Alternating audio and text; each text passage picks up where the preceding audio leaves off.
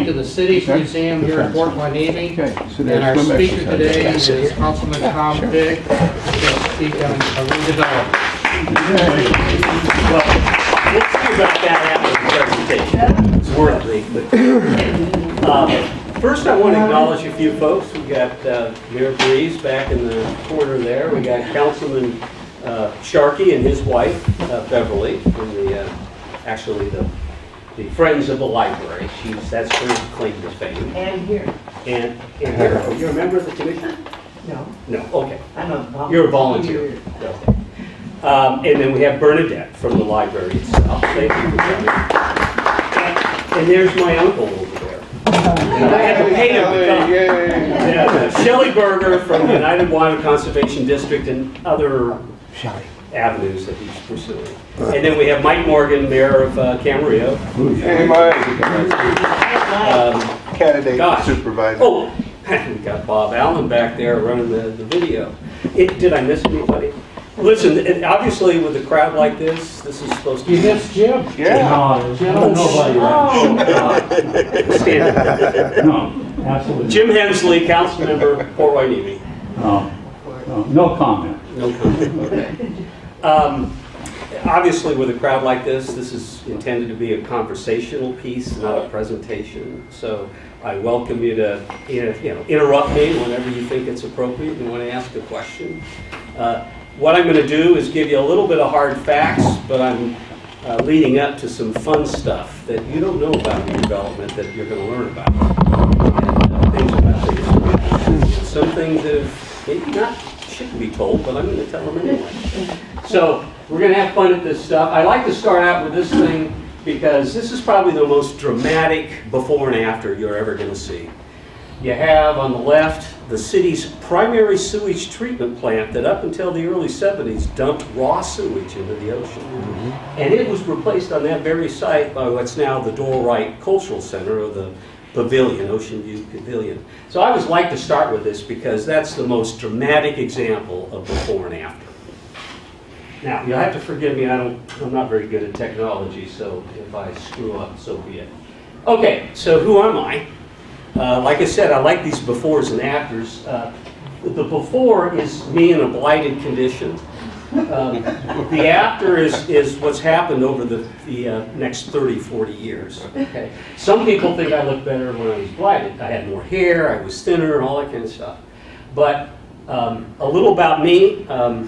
I came right out of Cal Poly. I was an architecture and urban planning guy. And I had the good fortune and then ultimately the curse of finding Port Hueneme.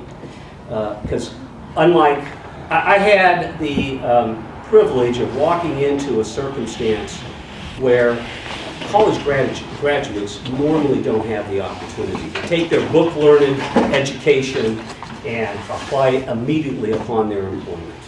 And that's what happened. I walked into a situation, redevelopment was well on its way and was gaining momentum. And I had the good fortune of walking into that situation, and I had the time of my life for 22 years. It was fun. There is no such thing as a problem. It's a challenge, and I just love to overcome challenges. So what the curse of having been exposed to how it's supposed to work when people work together, when you collaborate with the evil developers, because that's not how it's done today, is that wonderful things can happen.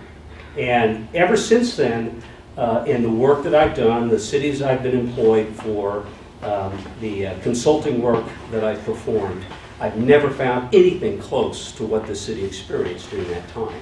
So I'm always looking for that, it was a high plateau to reach, and I've not reached it since. So this city is special.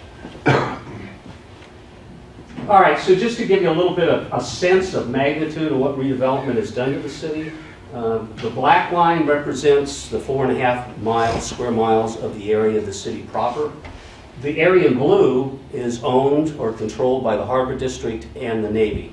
So that leaves about half of the city is really outside of the jurisdiction that is within the realm of the city that they have authority over. So the area in yellow represents where all the redevelopment and revitalization activities have occurred over the last 50 years. That represents about a third of the city, but if you take out the harbor and the Navy, it represents 60%. So that gives you a sense of magnitude of the importance of redevelopment or the impact that it's had geographically on the city. So here's kind of the, setting the stage for why was redevelopment even entertained. This was a hellhole. And that's the only way I can characterize it. We go back to the early 60s, and there was a great influence by virtue of World War II, where we had troops coming in here and the Navy coming in here overnight. And housing went in, picture to the left is a bungalow that actually was moved from the Navy base into our redevelopment area. But that's the kind of housing that was put up overnight. And so we had an instant problem after World War II to deal with that legacy. And then, there's the harbor influence and, ships come and go and the maritime industry comes and go. And so we had some unsavory conditions in our downtown. So that just kind of sets the stage for, okay, we got a problem. Well, not only do we have a problem, but the magnitude of the problem, the predominance of blight, shows up in these little exhibits to the left. One is the results of visual surveys made of the exterior conditions of property, and the other one to the right has to do with the structural conditions based on inspections that the city had made. And the dark areas represent extremely bad situations. So you can see the extent of blight that existed. So it isn't just the fact that we had a problem, it was the preponderance of the blight, the magnitude of the problem we had to address. Now these are some of the other challenges outside of the physical, visual blight aspects of redevelopment. We're at the end of the road, okay? And I've had these discussions with folks in the past about, geez, how could you have allowed some of those early condo projects to occur on the beach? Well, guess what? We were a red line community. Anybody know what that means? Prior to the advent of housing reform legislation, the Community Reinvestment Act, it was a lawful practice for lenders to say, we're not putting money into that area because it's a bad place, okay? And because our demographics were so poor, and because our conditions were so blighted, and the fact that we had very meager ability for the public to spend money on commercial endeavors, retail, we were behind the eight ball. And we had to rely on private developers that were self-funded to help rebuild our city. Even though we would have liked to maybe seen, in today's terms, something different on the beach, we had to deal with the circumstances at the time. So I bear that in mind, that today is a whole different environment than it was 40 years, 50 years ago. Here's an example. God, this was a really difficult decision the council had to make. Our buying power, our purchasing power is so meager, and the fact that we are at the end of the road, that circle I showed that was on that previous slide, that's typically how realtors, big box outlets, retails, businesses look at their purchasing area. It's in concentric circles. Well, half our circle's in the Pacific Ocean, okay? And the other half is made up of predominantly low and moderate income, okay? So we have we did then, and it's still a trouble, a very marginal base to build a retail, commercial kind of environment, okay? So here was one of the first choices the council had to make, and it wasn't easy. This is the Beachport Shopping Center just down the street.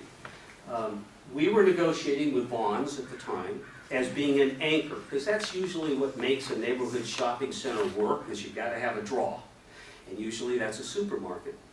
Vaughn's was willing to locate, it wouldn't be a super Vaughn's, it would be in the range of about 30,000 square feet. It's not big, but nonetheless it's a name recognized commodity. At the same time, we were looking at Port City Plaza. That's the shopping center here at Pleasant Valley and Ventura Road. And it was falling into disrepair. You can see that on the left. And we were left with this difficult choice, the council was left with a difficult choice. Either we turn our back on Port City Plaza and not do anything and just let it fall down, and then invite Vaughn's into our new shopping center, or Vaughn said, if you put money into Port City Plaza, we're walking. Well, council decided we got to take care of our own first, and that's Port City Plaza. So that's why today you don't have a anchor, a grocery store at Beachport Shopping Center, even though that was the original game plan. That's what I'm trying to say is we have such a tough market to accommodate and overcome, and this was a live example of that. So, you talk about the bad, but Yeah, I just a question. Like, what was the decision to do? Both of them are Port Hueneme community, like the shopping center here and the shopping center here. Why was the decision to, tell Vaughn's you can't come over here, or why? What? They were both Port Hueneme. What was the decision choosing one versus the other? well, part of it had to do, and it's Mary's Market now that's vacant, right? Right. Okay, it was Tradewinds Shopping Center, or Tradewinds Market, now it's vacant. It's about 20,000 square feet. That is less than what Vaughn's or any other major grocer will be looking for. And I said that in the case of Beachport, 30,000 they could do, but they normally like closer to 40, 45,000, okay? So we couldn't steer them over to Beachport Shopping Center, or excuse me, to Port City Plaza, because it was only 20,000 square feet. That's far less than their minimum requirement. So as much as we would have liked to have married them up, it wasn't in the cards. When did Mary's Market come in? What's that? When did Tradewinds come in? Well, Tradewinds was part of that rehab project. That was all part of the negotiations to bring them into that space. And of course, today the conditions are a little different than it was back then. They did a magnificent job. It was a great neighborhood. I wouldn't call it a regional or community grocery store, but it certainly served the neighborhood in the area. And they did a great job. But then it's changed hands a couple of times since then. And that was the concern the council has. That, God, if we throw money into that marginal shopping center, is that throwing good money after bad? Versus going after a Vaughn's, who's a name brand, and really building up downtown. It was a tough choice. So. What's on the table today for DX Tradewinds? Any new ideas? No, I mean, I'm hoping that the council will entertain some ideas on using the sales tax and its business licensing to maybe incentivize backfilling some of these vacant spaces, give them a subsidy in the early years of their tenancy, target these kinds of properties that are key properties to entice occupancy. But at this point, there's nothing on the books. So, okay, we talked about the liabilities, but these were our assets. The harbor was in its infancy and really wasn't generating a lot of commerce. Hueneme Beach was not a very attractive place to go. And we have ocean frontage. And, properties of similar location from the beach down in Santa Monica were commanding 3-4 times value than what we saw in Hueneme. So we have these assets that we really haven't capitalized. Tom, before you change. Oh. I saw a plat with some, that indicated some lots, property lots were down on the beach area. Over on the east end of the beach? Yeah. Yeah, that was what we call an antiquated subdivision. We acquired most of those. Some were abandoned altogether because they were below the mean high tide line. They were in the water. Right. Okay. And so, yeah, we did. And Oxnard did the same thing on Ormond Beach. They had to acquire some of the antiquated lots that were over there as well. So they're all extinguished. The lots don't exist any longer. That was like a Florida Everglades, would you like to buy a lot? Ocean frontage for $50? Sure, okay, except you can't do it. All right, so here's another advantage. We were, if not the first, one of the first redevelopment agencies in Ventura County. And we were able to take advantage of, okay, it's a liability, now you're going to turn that lemon into lemonade. In that the federal government had its own version of California redevelopment. They called it urban renewal. And you got a lot of money if your demographics were as dismal as we were, okay? And that's what led to the rebuilding of the harbor and the expansion. But beyond that is that once urban renewal was terminated in the early 70s, we continued to get a high level of subsidy through the city's community development block grant program. It was the morphing of redevelopment to block grants. And because we had been involved, invested in the urban renewal program through the federal government for 8-10 years, we continued to receive a lot of money to continue that process. So we had the good fortune of starting early, getting into the game at the beginning rather than at the end, and then allow us to continue that effort years down the road. Then we talk about California. Tax increment financing is what fuels redevelopment. And it's a simple concept, is that as the values of property increase because you're making improvements in these neighborhoods, you get a percentage of that stepped up value and tax that goes right back to the redevelopment agency. Because we were a poor community and our tax basis was so low, it wouldn't take much to start stepping up that tax basis and generate revenue. And that's what allowed us to fuel a lot of the projects that followed. So again, we were just fortunate that we got in early in the process. That little slide on the right just shows you that when you pay your property taxes, it doesn't mean it all goes to the city of Wainimi. We get about 18 to 19% of the tax bill that you pay. The rest goes to a bunch of other taxing entities, school districts, flood control, what have you. And so again, we get 18, 19% of the cut of the apple, and if our apple is at the bottom of the barrel and that apple starts to grow, that's a lot of money. Okay. So it allowed us to fuel redevelopment in the years to come. Another advantage by getting in early, I got to tell you, there's no way we could repeat some of the projects we've done today. Back in the 60s, we didn't have the Coastal Commission. We didn't have CEQA, the California Environmental Quality Act. We didn't have the Uniform Relocation Act that requires you to pay $1 zillion for the privilege of relocating somebody. So we, again, by interceding early in the process, we were able to accomplish some things that there's absolutely no way we could do today. Okay? I don't want to bore you with all that, but the history is that there were certain periods of time when the feds and the state ratchet up their regulations to the point where in the 90s and beyond, we couldn't do what we've done. So a lot of times people think of redevelopment as just slash and burn. You go out there, you buy property, you tear it down and you rebuild it. That's not redevelopment. It's part of the process. There are really, in the case of Port Hueneme, there were 4 major aspects of the redevelopment process.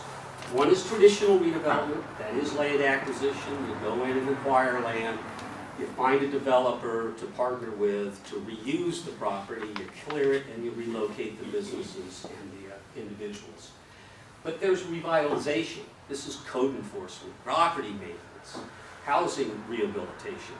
And a lot of people don't realize that those programs were funded in large part by the tax increment for the redevelopment effort. So revitalization is part of redevelopment, but it's not as intrusive as what people think of redevelopment. Urban renewal, tearing things down. This is actually building things up. And then there are a couple other areas that the city focused on. Public improvements, to modernize our facilities. Building things like the Herbert Templeman Educational Center, or the library, or the Orvides Carpenter Center. It was important that we had a public presence, and so we spent a lot of effort and money in enriching the community, rebuilding its infrastructure. And then finally, urban design, which I really still to this day I think kind of differentiates the city from its neighbors. Putting money into signage, civic signage, to give a certain sense of identity. Landscaping, meeting islands, street furniture, all part of the branding process. So when you think of redevelopment, it isn't just knocking things down and rebuilding them. It's these other components as well that all feed into the changing the image of the community. All right, so what's the strategy? Again, we get back to that map. The areas in yellow, gold, and red represent where the focus of redevelopment and revitalization has occurred. The area in yellow are neighborhoods primarily north of Pleasant Valley Road. They don't need intrusive redevelopment, but they need help. And that's where you come in providing rebates and loans and home buyer mortgages to regenerate activity in those neighborhoods. The area in gold is kind of in between, I call transitional. Areas that need a little bit more attention, but maybe not to the extent of Surfside 4, which was a whole-scale clearance project. And then the area in red, Surfside 4 as an example, is where in fact it was determined it can't be regenerated on its own. There are too many problems. It needs to be acquired, cleared, and redone entirely. So that was our strategy. It was a threefold strategy, sure. What was there? What was where? In Surfside 4, you said? Oh, you'll see some of the pictures. It was a stuff. That was the first thing I had to do when I came here. I had to go out and survey those buildings. It was scary. You'll see.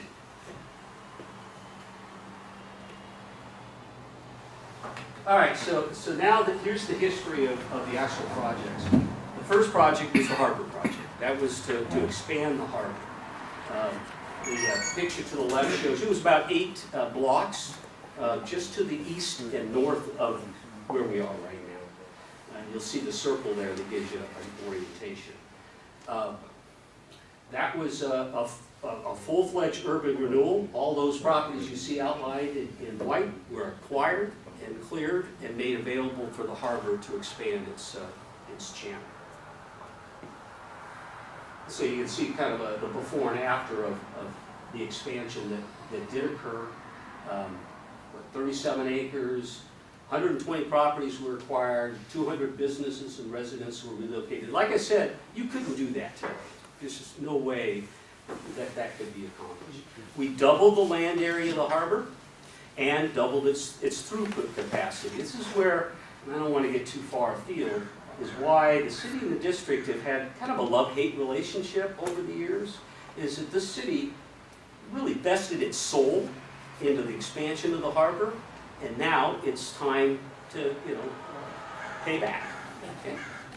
I noticed there's a little strip kind of like on the, border of the port and the beach. It looks like, but it's Oxnard's technically, but. Is there Well, there's slide? there's Wainimi Beach, and then there's the port, and then there's this other little strip that is kind of, it looks like it's gerrymandered or something, like a little strip. Silver Strand. What? Silver Strand. I don't. Yeah, I don't know. Did you see it on one of the slides? I'll be glad to go back. Yeah, they probably know. I was just curious the history, how that little strip all of a sudden became Oxnard versus. Oh, yeah. I mean, it didn't look like it should be Oxnard's, Where the but border of the base Okay, is. so are you saying to the east of the harbor entrance? Is that what you're talking about? The La Janelle and the Silver Strand? Yeah. And Yeah. Talking about. I just curious, I don't know if anyone knows, but it just seems like it was Well, what little gerrymandered. history I have, I wasn't involved in the annexation process, but there was a thing called shoestring annexations that were done. Again, it was kind of like redlining. It was a legal process to cut people off from annexation. Right. Go ahead. This has been a typical move of your neighbor everywhere. The big O. They even tried, before we did curb, they tried to go around and get the backside of Camarillo. Now they're trying to sell us their sanitary stuff back because they can't afford to ship it back to Oxnard. That's what they were doing to Wainimi, shutting you off. Yeah. And shoestring, I'm not as familiar with the Silver Strand and Hollywood Sea. Over here, over at Ormond Beach, I am familiar with that. And they did shoestrings. It would actually extend their boundaries all the way to the ocean. Yep. And it would stop the ability of the city of Hueneme to grow beyond that. Exactly. You got it. Port Hueneme installed sewer pump stations and sewer lines over into the Channel Islands Beach community area and owned and operated them up until late 90s. when Channel Islands Beach sued the city to take ownership of it. But apparently that was part of the shoestring Yep. where the city was wanted to annex that, so they installed. Well, I'm gonna probably ruffle my uncle's feathers here. Don't want to get too far afield. There was a time when the Local Agency Formation Commission, about 20 years, 25 years ago, asked the city of Hueneme to annex Silver Strand in Hollywood by the Sea, because they're unincorporated islands that are less, I think it was 100 acres was the threshold. And LAFCO was encouraging these kinds of annexation islands to go to adjacent jurisdictions because it's too costly to provide services. You got the sheriff having to go all the way down Victoria, blah, blah, blah. So we took that task on, and we had a full house of folks from Hollywood by the Sea and Silver Strand that were just angry as hell, and they were going to lynch everybody because Hueneme is trying to muscle their way into taking their properties over. Well, little did they know that our analysis showed it was a loser. We don't want you. And it was one of those, people came there to lynch, and they walked out going, wow, what happened? So I guess I'm digressing here, but there was a point in time where we were asked to actually take those properties into the city proper, and we found that the cost would have been astronomical because of the infrastructure issues, the property maintenance, code enforcement, illegal construction, on and on and on. It just didn't make sense to the city. Well, I Would think you what's like to say in- something? Yeah, I think. No, what's raise your hand interesting first, now- please. I think what's interesting now is that the city of Oxnard is now forming a task force because they're quite upset that they have no say over the unincorporated areas of Silver Strand and Hollywood Beach, and it's all county right now. And, you know, it's in the city of Oxnard, they are now trying to do exactly what they tried to do to you, that's now trying to do that to County Ventura, because they have no say at the marina, what can be built, what can be done in the marina, nothing at all whatsoever. They can't even talk about traffic mitigation or impact based on any kind of development that's going on over there. They have no leases that they have control over in the marina.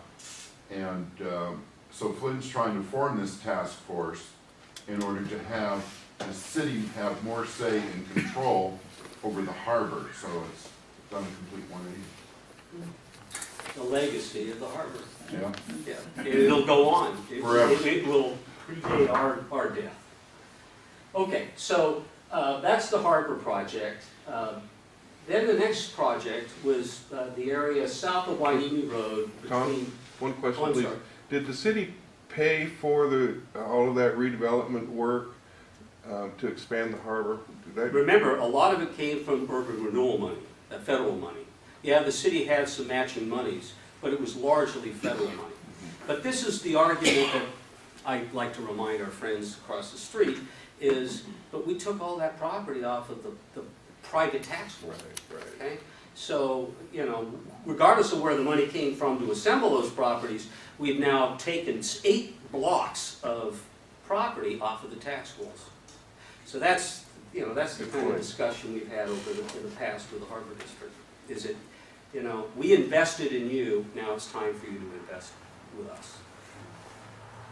All right, so the next project is between Ventura Road and the Sunkist site. And then from Hueneme Road south to the beach. This is, you know, the Anacapa Homes area. And so what you got here, a large part of the Anacapa project, the condos and the townhomes were the result of dredge spoil that came from the harbor in the first redevelopment project. In other words, if you look out there, you'll see that those properties are elevated. That's because the spoil material that came from the expansion of the harbor in the first redevelopment project went to elevate those properties because they were in harm's way. Not just, you know, like the erosion events that we've been seeing here of late, but, you know, we were just constantly inundated because we were kind of in a hole. And so we used that spoil material to build up those areas. Again, it was an ambitious project, 50 acres. We had 36 properties and 76 businesses and residences were relocated to make way for those projects. The biggest project, and this is when I kind of arrived, was the community redevelopment project. It was the largest of all the 3 projects, and probably the most noteworthy part of that redevelopment. Surfside Village, Surfside 4, the hotel here across the street, which at one time was, what was it? It was Country Inn. Oh, yeah. No? Country Inn. What was that? The Country Inn. It was Bud Smith, and Country Inn. You're right, it was the Country Inn. Anyway, and the Beachport Shopping Center. Well, and Miranda Park and Bubbling Springs, all of that in that area. It was a huge project.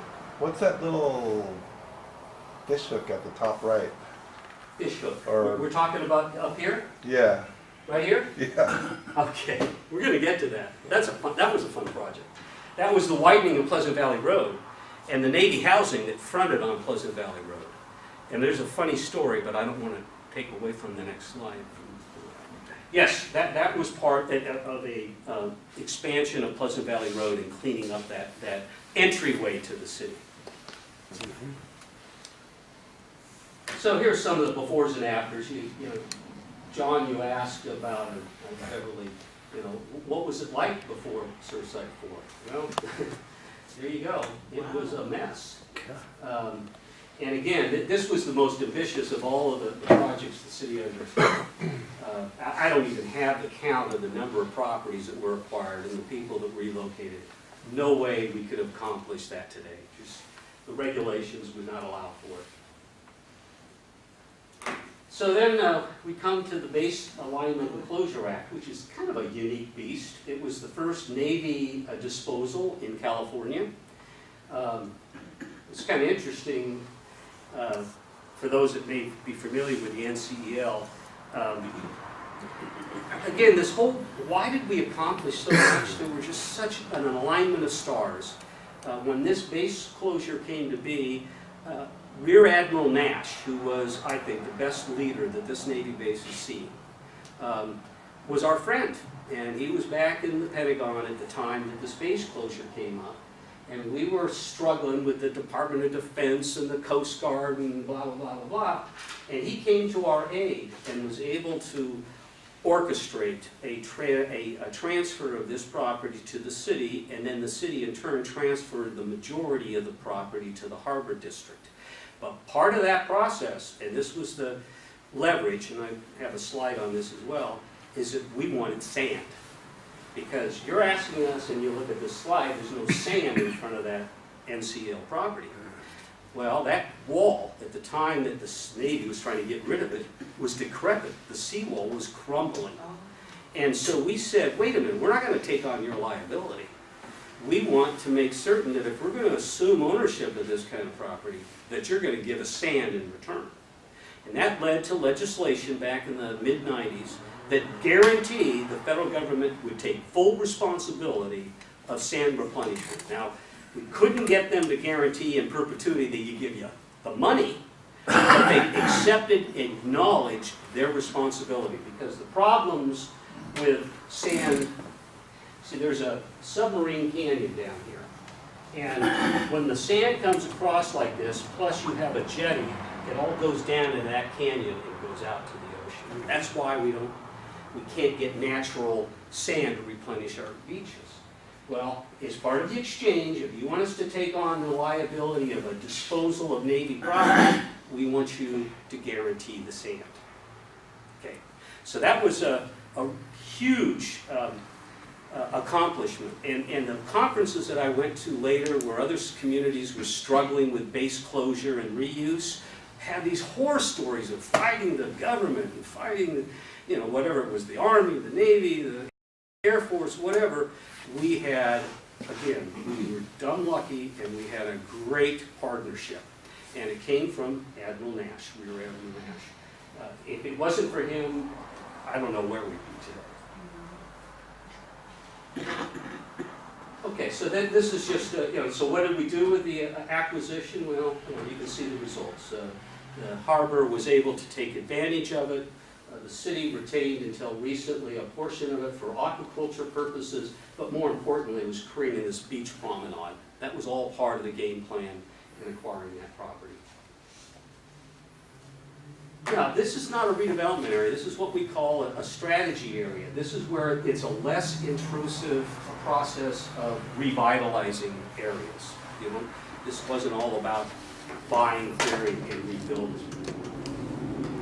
And these are some of the projects. The Trade Winds Market was an example. We used funds from the Redevelopment Agency and from the Federal Urban Renewal Program to assist the owners in rehabbing their property. And then to this day, we use a lot of that same money to help rehabilitate residential homes. Code enforcement came to be during that period of time. We were one of the first cities that had property maintenance enforcement. We also did what I call, well, some people would say search and seizure, systematic building code enforcement, where we actually went out and knocked on doors and said, hi, I'm here to help you. And oh, by the way, did you know that your roof is falling down? And fortunately, we got 90% cooperation. Yeah, occasionally we had to go to court to get an inspection warrant to get into the property to fix it. But that's short of having to tear it down. Okay, so it's a different approach to revitalizing. It's less intrusive, but it was aggressive. I won't kid you. But we used a stick and a carrot approach. Okay, on the one hand, you know, we're going to enforce what we lawfully, you know, have the authority to do so. But we're not going to leave you out in the cold. And if you can't afford it, then we're going to make loans and grants available to you to fix it. So it was a combination of the two. On the corner By of... the way, you're out of your allotted number of questions. This will be the last one, but on the corner of Wainimi and Ventura Road, there's a little shopping center. And before those, and then there's apartments, and then those townhomes went up. I remember there was 2 homes that the city burnt to the ground as an exercise for the fire department. Were they owned by the city, or did you have to go Yes. in and those were city That's properties? so you're getting ahead of me. I like it. You know, you're thinking. It's, I'll get to that slide. I'll answer. Okay. All right. So what's the outcome of all this? Well, the slide to the, or the little chart to the left shows you what the conditions were when we started this endeavor in this largest redevelopment area. Pretty blighted. That's all that dark stuff. But then, less than 20 years later, this is the result. A subsequent survey showed that there was significant progress made in it. And the importance of this is, this wasn't an intrusive redevelopment process. It was, let's fix it now. Preventative action now, so that we don't have to go in there later and tear things down. So that's the beauty of the strategy that was worked out. Okay, so the overall outcome, we've built a sustainable future. We have a relationship with the harbor. We were largely part of their success and their expansion, and now we're benefiting from it. Our image, I still like to think, although Doug Breeze and others on the council have done a lot to make certain that when you enter and leave Port Hueneme, you know it. Okay. And in the case of the current council, they've put a lot of money into the streets when everybody else is complaining about the potholes in Oxnard. All of that adds up to the image, you know, and what differentiates us from the community. Okay, so again, I said this before, Surfside Village could not be repeated today. We had so many things going for us. Doral Wright, twice the president of the League of California Cities. He was the chairman of the Regional Coastal Commission and the State Coastal Commission during the time that we were putting that project together. We didn't have that kind of political pull. There's no way we could have accomplished what we did. And through the leadership of the council, we were able to get special legislation, Coastal Act legislation, that says that you only have to replace a house if you tear it down if it's not otherwise a public nuisance.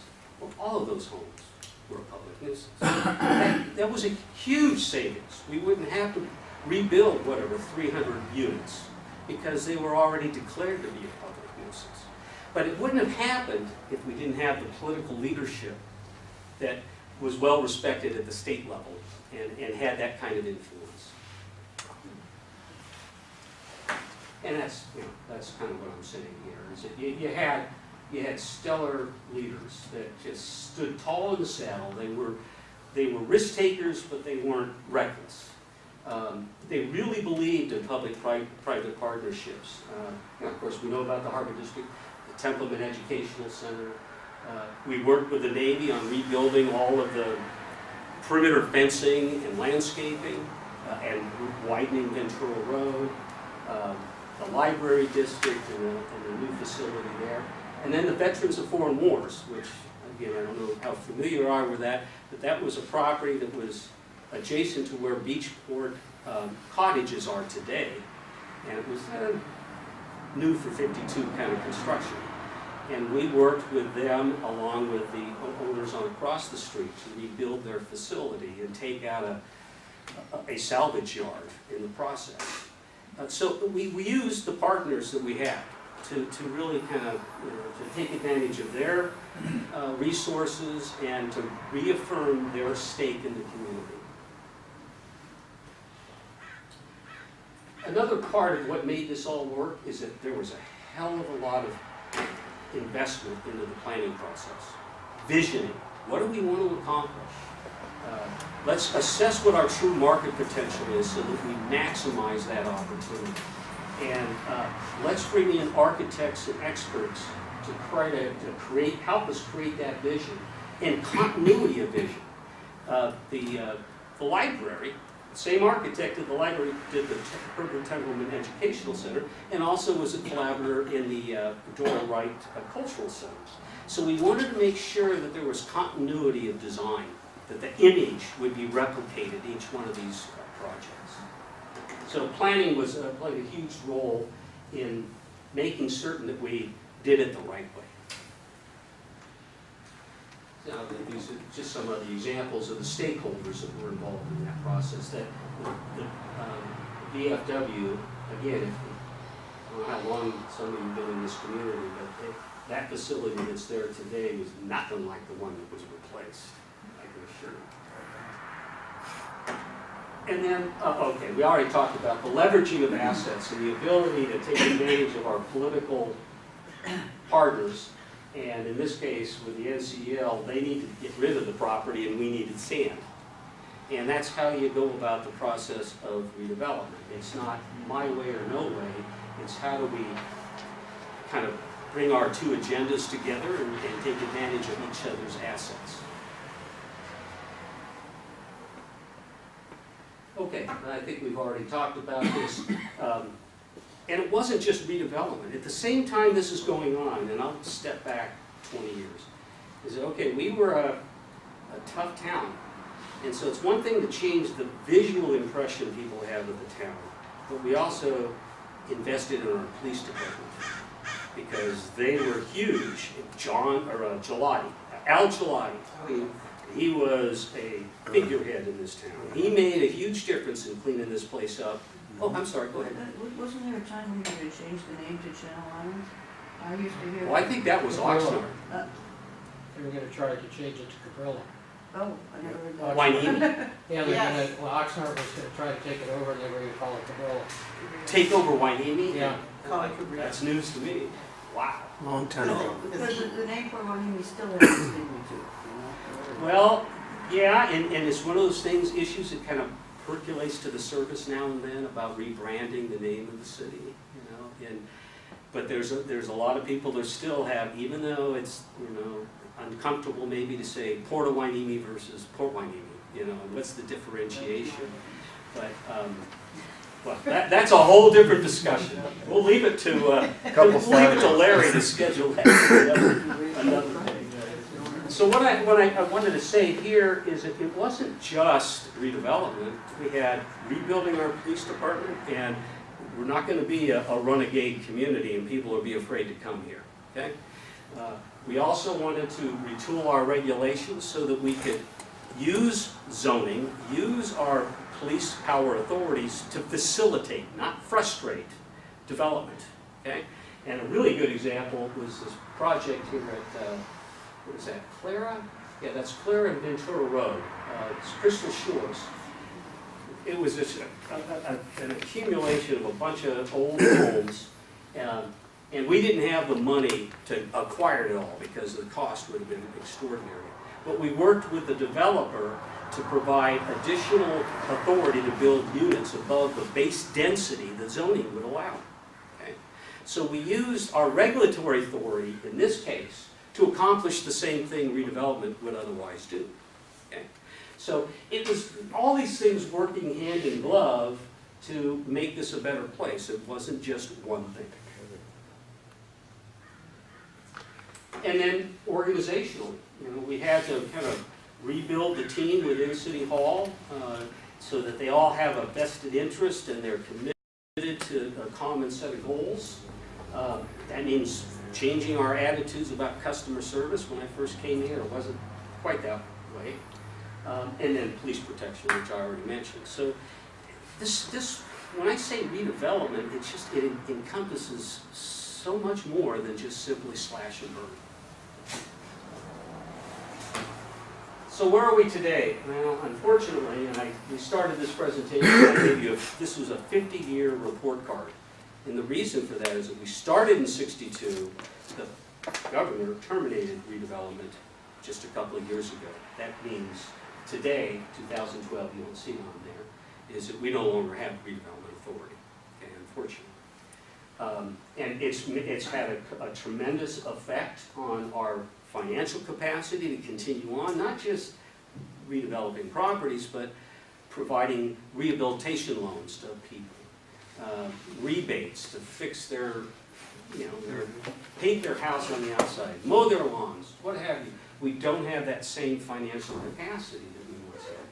Now, it's not all bad. I mean, we still have some assets that the agency has acquired, and that we are going to try to do our best. The council will do what they can to maximize what assets that we have remaining.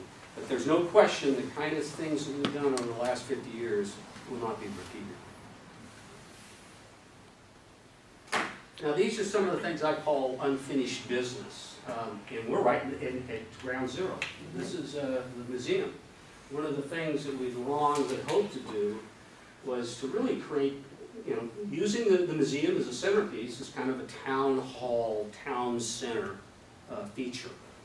And you'd have to step back. I didn't bring an aerial, but way back in the beginning when we started the Surfside 4 project, we were trying to create a pedestrian-oriented environment where people could walk up Bubbling Springs Channel, they could walk through Surfside 4, cross the street, and if you look at Beachport Shopping Center, you'll see that there's special paving that occurs here.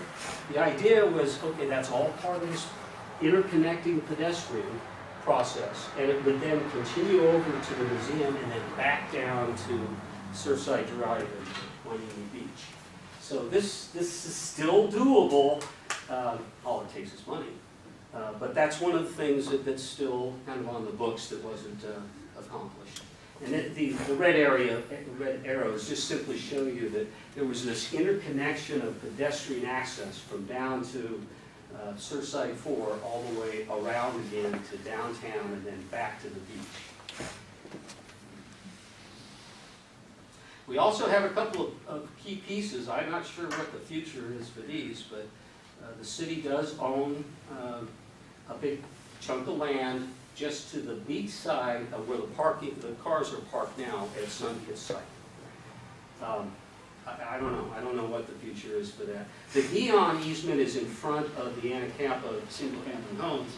Guion easement is simply to indicate that that's public trust lands, that we can use it for public purposes, but we can't use it for commercial purposes. We can't develop it, but certainly it could be a parking lot. Okay. Can you go back one? Oh, sure. Real quick. See the yellow, the visitors, Right. yeah. It's got some potential, but if there was a way to, your lighthouse, now, I've been here many years, and the only place I haven't been is the lighthouse, see what it looks like. Gotta walk out there. And I've seen pictures of the house here. Is that the lighthouse? I haven't Yes, seen or is it. that- That's the old lighthouse. Yeah, that was the original, not, that's gone, I have a picture of it if you want. unfortunately. Reason I say that, it's such a great thing to be able to walk out to that lighthouse. Well, it's still a Is it a neat coffee place, shop? it's not quite as dramatic. But I mean to try to bring people here in a tourist yeah. thing with, because I talk to some of your walkers in the morning, sometimes sit down and see, what do they think about this idea? Like a small, not center, but a place that has a little coffee shop and restaurant and maybe a boutique hotel, like 50 units, nothing big. And then be able to walk out to the lighthouse and do all those kinds of things. And I seem to get a lot of good reception from people. I just want to find out where that would just enhance the area and make people want to come here.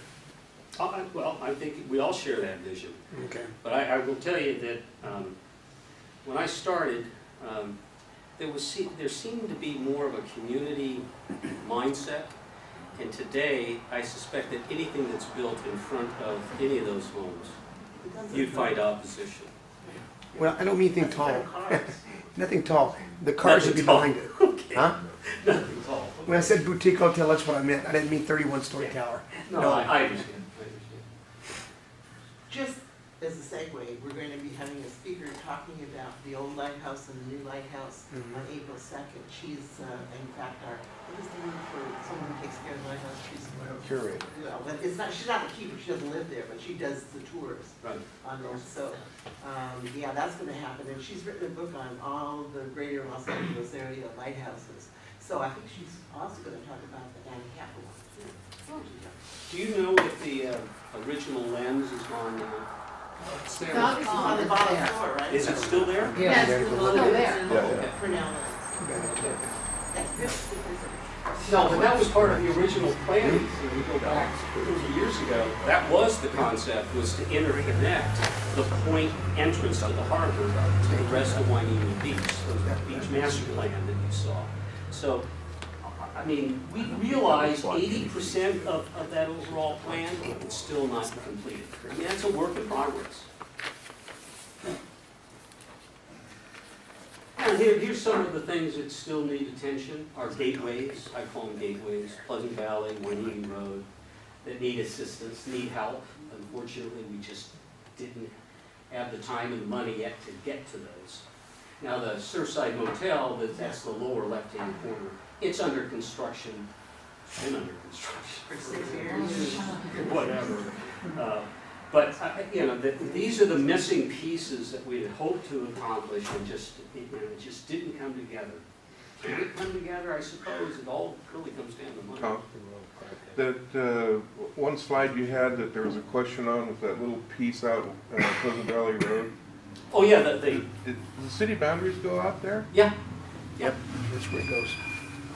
So, The little hook thing. Here's some ideas that it's not unfinished business. It's ideas that just never came to be. There was a concept of doing a recreational vehicle resort at the far east end of Wainimi Beach, adjacent to the J Street Canal.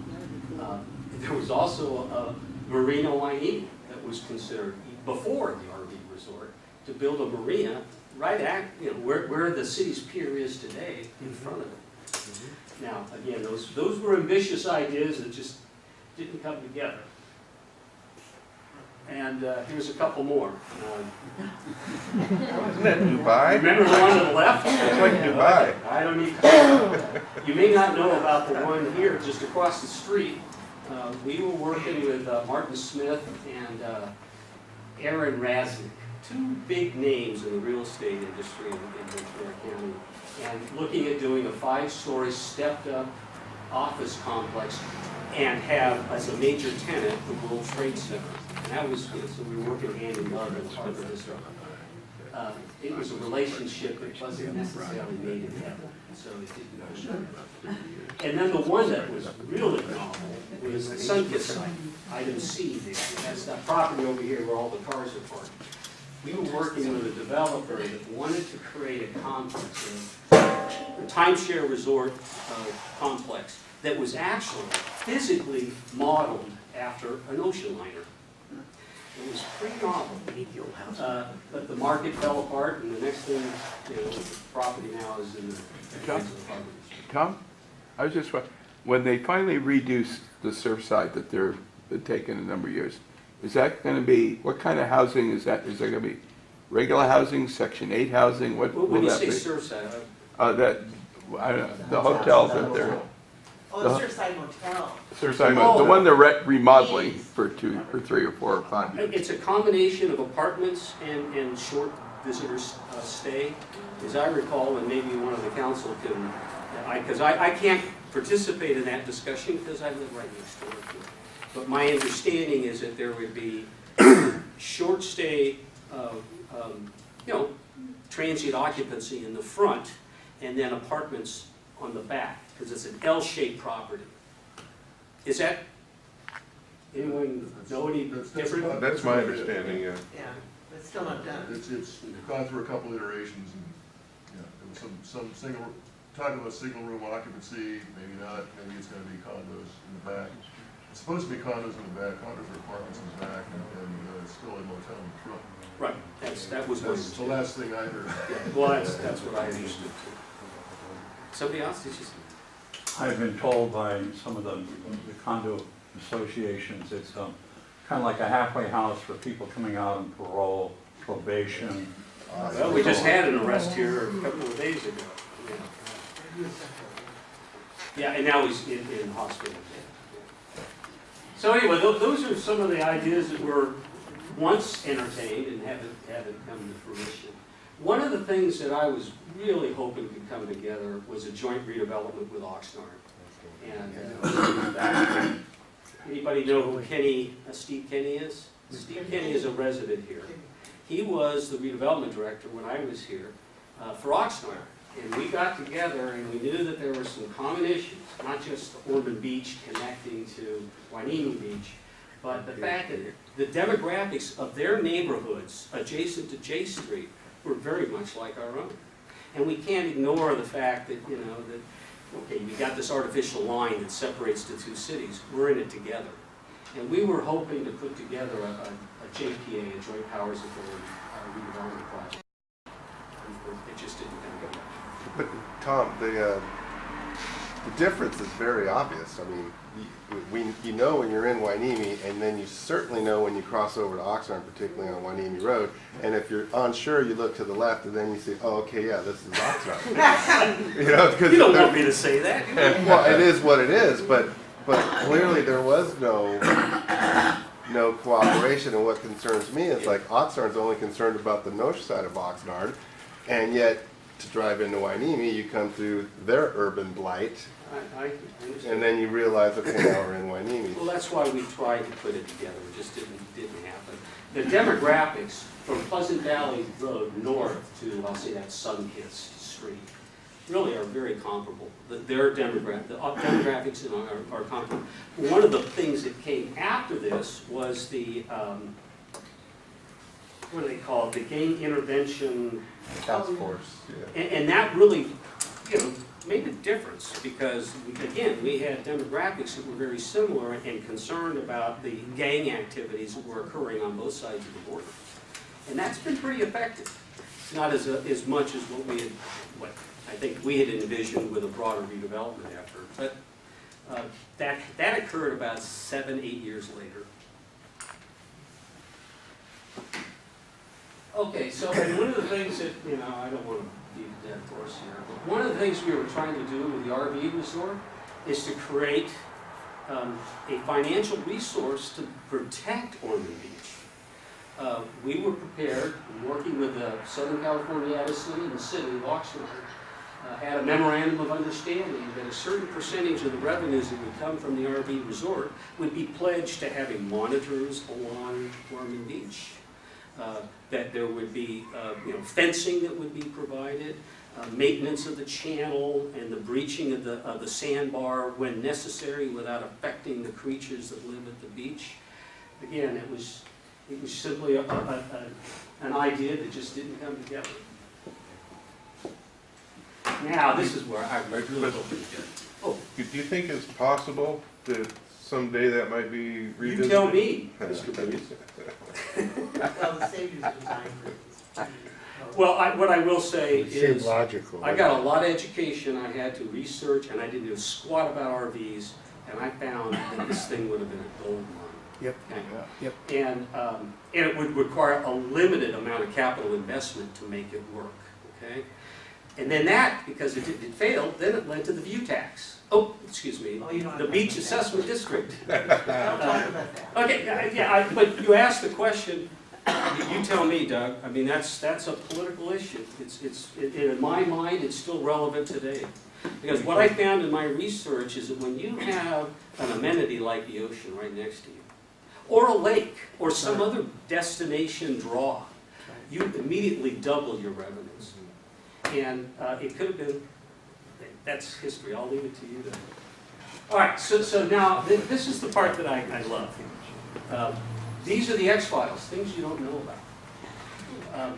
Some of the smallest skirmishes can result in the biggest outcomes.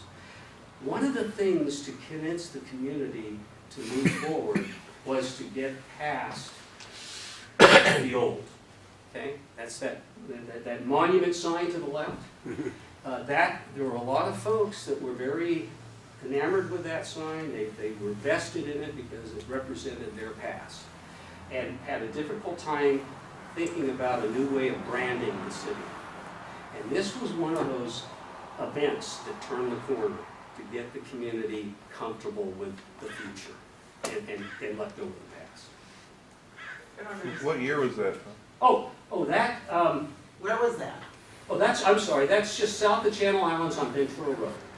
Oh, Okay, so just as you enter the city going southbound on Ventura Road, after you leave Channel Islands. That'd be the Navy base on the right? Yes, that's the Navy base on the right. I remember that. Is it Redwood where they have the Italian restaurant right there? Little Tony? Well, that's further to the north. Maybe on the left, yeah. And then what year was that? Gosh. 60s. 60s? Well, the sign to the left, no, that actually was in the early 70s. Oh, And, okay. and then the change to the right occurred, late 70s. And that's where the new monument signs came in, the low profile with the wood ballards. And That was there when I was, it's not a very good photo. that was there when I was at Wainimi High School. I remember that. So, but that was a huge victory. And a lot of people, so we're thinking about these huge issues, and yet that was a huge victory. All right, so these were some of the fun things. The developer we were working with at the time had he was very creative. But he had a problem. His lender said, I can't make money available to build a condo complex underneath a water tower. I mean, it just isn't going to work. Nobody's going to want to buy. So what we worked out was, and it was his creative idea of how about if we kind of make it float away. That's why I say putting political hot air to work. It's paint the water tower like a hot air balloon. And then underneath, to the left there you see, that used to be the city's maintenance yard. And now it was totally re-landscaped so that it is not as offensive. Anyway, the long and short of it, it worked. Okay, so remember the slide to the left? I showed that at the beginning. That was my blighted condition. Well, guess what? I used it.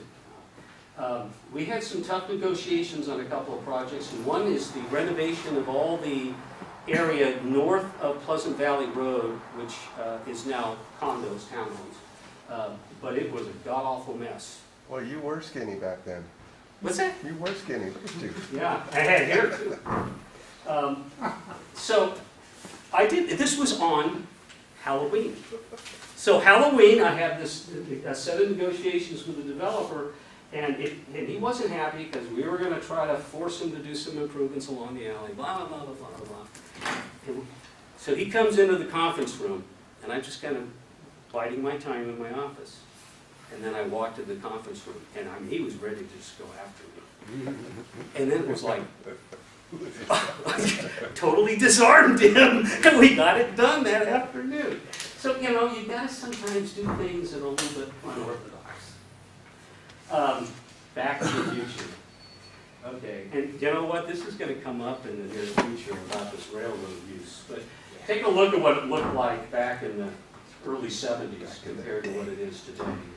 And it brought Biff and the Back to the Future folks. But what some people don't recall is that the quid pro quo of allowing them to film at this location, which is Ventura Road, just north of, well, in between Hueneme Road and Surfside Drive. That's where this location is. The quid pro quo for you to film here, and the city having to put in traffic control and that kind of stuff, is that there used to be a decrepit bridge across the railroad track at Anacapa View Homes. And so they needed that as part of their filming, and we said, fine, but then you take it down when you're done. Because it's a nuisance to us. It was a graffiti haven and all that kind of stuff. And so that's part of the story you didn't see here, is that the filming didn't just happen because we wanted them to be here. No, we wanted something out of it. So. Oh, I wish Orvine was here, because this is not my story. This was Orvine's story. You think you've had a bad day? Well, apparently there was a time where one of our contractors knocked down the wrong building. Okay. The good news is that nobody was in the building at the time, and the city was in the process of acquiring it. So, fortunately, we saved the day. I didn't. That was Orvine's story. I wasn't part of that one. Now, this is reality. What you see is not always what you get. Even when you do your homework and you do due diligence investigations, what they call phase 1. Site assessments to make sure that you're not going to buy into a toxic condition, you still never know until you start bringing the bulldozers in and they start uncovering stuff. And this has happened more than once. What is that? It ended up being a tank full of drilling muds, and drilling muds are considered to be hazardous, but they're not, they're on the hazardous list, so the cleanup ended up not being too bad. Where was this? This was on Pleasant Valley Road, west of Ventura Road. But the story that, and this is not Port Hueneme, but after I left Port Hueneme, I was involved in the redevelopment in Ventura. And at the time that I got there, we were starting the process of acquiring properties for the theater complex downtown and the new parking structure adjacent to it. Okay? And this is the worst thing as a director you ever want to hear. My phone rings and the guy that's down in the field says, Tom, you need to come down here. That's not good. That's, you know right away, this is not good. So here we go down to where the parking structure ended up being, but there's a big hole in the ground, 20 feet or so. And down at the bottom of this big hole is this black, gooey stuff. Yuck. Okay, and I'm thinking, oh, they're going to put me in prison. This is, what are we going to do with this? Fortunately, so we had to shut the job site down.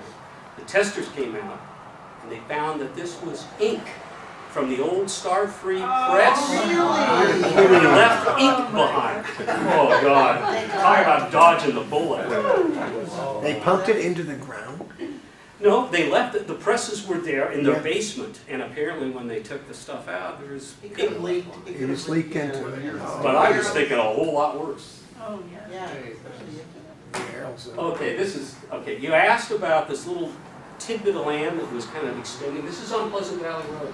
These duplexes were relocated from the Navy base. And remember, I go way back to the beginning and I say, part of our legacy is that housing went up overnight for the Navy. Well, these were a bunch of new duplexes just marching down the street, and we acquired all of those.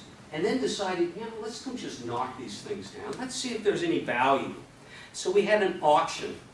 And we sold, I don't know, a third of them. And the next thing I know, about a month later, I get a phone call from my counterpart in the city of Santa Paula that says, you ever do that again? Because they acquired these duplexes and moved them to Santa Paula. So I said, one person's trash is another person's treasure, as long as it's not important. Okay, somebody asked about, we did. There were times when this was a great win-win. It saves us money, because you burn the thing down, so there's a heck of a lot less disposal, right? Mm-hmm. But then came solid-base paint, asbestos abatement, radon gas, and I mean, it's just, You can't do it. it's just, yeah. It's really unfortunate, but that's. And then, I painted a picture that everything's hunky-dory and, you know, we've managed to. Is that your sign? Did anybody remember these things? Do you remember that sign, Figg feet Tom Figg to the Gobies? That was the RV resort. That was on my wedding day. And actually, 2 nights or 3 nights earlier, we had a public hearing. It was very contentious, and somebody left behind some of the protest signs. Somebody picked one up and brought it to my wedding. And I said, oh, I gotta have a photographer take that.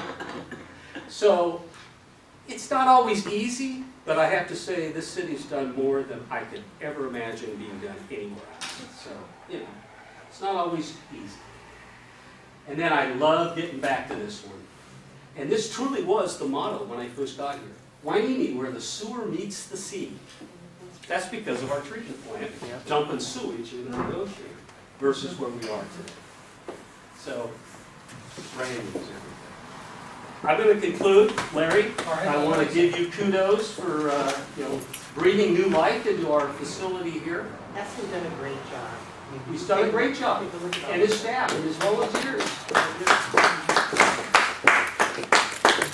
Oh, I asked Shelley what kind you might want to drink. Oh, there you go. that's scotch, that the Yeah, black and these are to please the other half. Oh, no, to please my other half. She did a baseball game. I know that. Well, thank you so much. Thank you, Tom. Oh, my pleasure. And by the way, I have a video, and I know it's too late, but I have a DVD that does a much better job of giving you befores and afters everywhere throughout the town. And it's got audio, and it's kind of fun. And I don't know how you arrange these things if people want to come in and look at it. There's a viewing place. There's- Yeah, we got it. Tom Free, I'm shocked that Shelley, you got yours. I'm shocked He at hasn't been Shelley one of too. his witticisms with you. I'd like to, I gotta respect the councilman. Oh, I'd like yeah, to you never mention did that everybody before. to look on the Fort Hueneme Historical Museum Facebook And we have a website too. and to keep up to date with all the speakers we're going to have, because we have one that I believe will be in May or June, where Congresswoman Bromley is just going to say, well, we'll come, she's going to talk to everybody, and she's going to do it from here. So their office talked to me several times a couple days ago, and it's just a case of her seeing what day is on her schedule. And it'll be one of those last I minute deals. understand that the harbor would also make a presentation on their. Right, Harbor's gonna do the talk on June 3rd, I think, and 11th. And it'll be in 2 parts, June 4th and 11th. June 4th and 11th. And it'll be Wilbur, he's gonna talk on 1874 to the 1960s. And then part 2, which would be the following Saturday, would be from the 1960 to the present time. And he'll probably talk about the railroad and the cargoes and the bananas and everything else. So that'll be in June. And then we have another speaker after that that's going to talk on